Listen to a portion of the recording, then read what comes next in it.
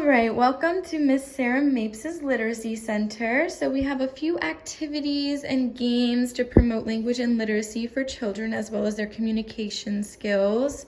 So this is a little overlook of it. Now, we'll start with the poster board as it says Literacy Center for them to indicate that this is where it is. I'm gonna move the butterflies because they keep falling.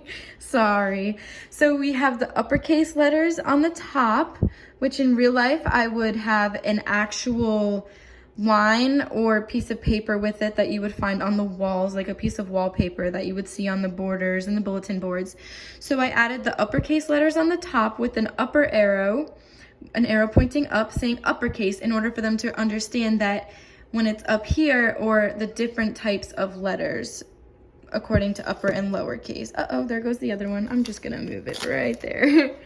So I also have the numbers from 1 to 26, and I circled the number 26 to indicate that there are 26 total letters in the alphabet. So I did not add the numbers down below. However, there are the lowercase letters, and as well as the arrow to say lowercase. And as they look at this, they will begin to understand that the different types of letters and how you would write them and dictate them. So the uppercase may be different than the lowercase ones. And that will just help them with that. So we also have our word wall. Now I know it's really small on this bulletin board. However, in real life, I would definitely make it bigger and it would be almost on the entire poster. This is just what I could work with right now. So we have a picture of the vocabulary word as well as the word, and this speaker icon is actually indicating I have this online on a OneDrive, and you would click the play button and I sound out the word. So for example, chrysalis, and I would do that for each one of those words with the first letter and the sound that it makes, and then I would say the word with it. Now I would also have a tape recorder here. I would recommend that for students who may have a disability and need to be included. So if they're not able to read the word wall, you can have a button or a tape recorder here that will play the words for them so that they're able to hear it, so that they're not left out, and this will be all included. So in my classroom, I will make it all inclusive for everyone. So the first activity we have, I'll show you. We have it labeled as the sensory table, and here we have the different insects. So there's different butterflies and ladybugs, and there's an ant right here and a bee, and I would have more insects in here. This is just what I could find from the dollar store and Michael's. I went to like 3 different stores.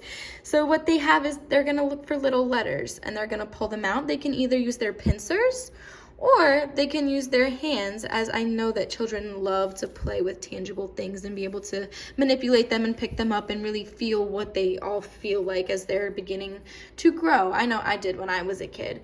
So they would just pick up all these different letters and kind of recognize them, and they can do whatever they want with them. They can trace them, they can write them, they can recognize them and communicate them with their friends. All different types of stuff. Now, we only see uppercase letters in here. However, I would go the extra mile to get lowercase as well and make that more complex for them. I think that would be really fun. So another activity we have are the letters and as they equal their insect. So for example, we have C is for caterpillar, B is for bee, L is for ladybug, and B is for butterfly. So we have it right here, and the arrow goes like this to indicate that they're going to go counterclockwise. And this way, this arrow to indicate they're gonna do the B, the loop, as clockwise. And then we show number 1 that there's 2 directions. So we first go down, and then we go like this, and then we can show them to go like that. Now to do that, they have a variety of different materials they can use. They have stamps. I have different stickers for them that they can use. And they have crayons, colored pencils, as well as pom-poms. So they can do different things, as they can go like this, and kind of trace the letter and really understand the rotation and formation of each of these letters. And I will rotate them out according to each bugs that we are learning in the class during the day. So they can also use their stamps and go like this. And the different stickers. Now these are all great for their pincers and to use their fine motor skills, as there's a variety of different options for them to use as they can fill this in and really understand how to write their letters. So I think that's really fun. And I also have it labeled as Trace Your Letters. Now for another activity, this is one of my favorites. I called it the Ant Hill. And this is, we can turn it around and it has the instructions. So let me show you. These instructions, they may not be able to read them. We can read them to them during an instruction of the Literacy Center. But I did provide an example to show that to go inside of the hole are letters with a hole. Inside of the hill, I'm sorry, are the letters with the hole.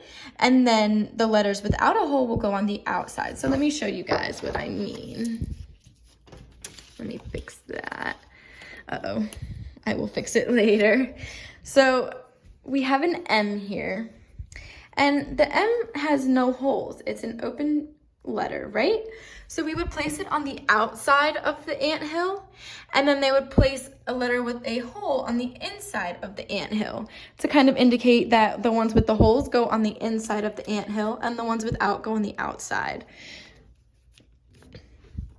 And they will get those from right here. There's different letters in here. They can also use stickers as well, as I have different types of stickers for them. And a little fun, they also have numbers, but for right now, they can use the letters. They can also use the numbers if they prefer. So that's really fun. And now we have our bookshelf, in which is also labeled, and we have a variety of books. So for the first book is called See How They Grow Butterfly. And we actually went over this book in class for the butterfly life cycle together. So they will have this in their independent bookshelf in order for them to go over on their own. What else do we have? We also have The Very Hungry Caterpillar, and this as well we went over in class during our pre-writing lesson. So that's really fun for them to just be able to look at the pictures and maybe recall some of the sentences that are in the pages of the book that we have gone over.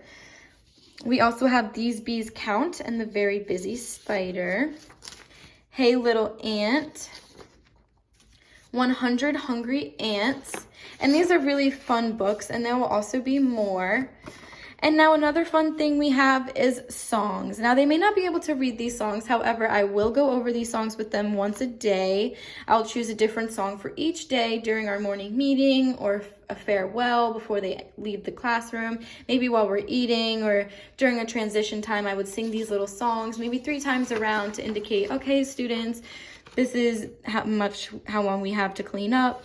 So these are the little songs in there, and I can have them individual and cut out and put on poster boards or index cards for them to be able to maybe go over and sing on their own.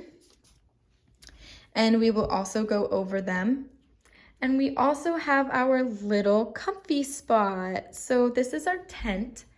And we have some pillows and a carpet, and this would actually be stuffed animals of insects. So I couldn't find any from where I went. Again, I went to 3 different stores and I couldn't find it for the life of me.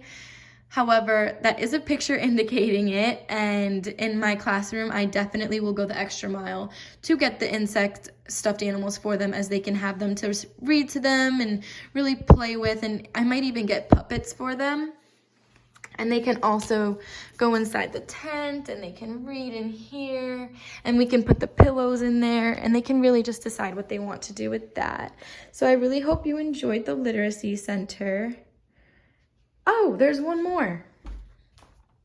So for our memory game, we have a picture of the insects, and then we have the word with it as well. So here's an example. How this would be turned over and these would be turned over. So that's how it would look.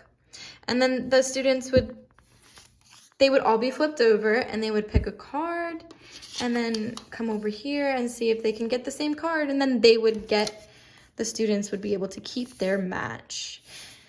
Now, in a typical game, these would all be spread out and separated as well as turned over, and they will be able to kind of memorize where different pieces are, as well as correlate the insect with the word. I hope you enjoyed. Thank you so much.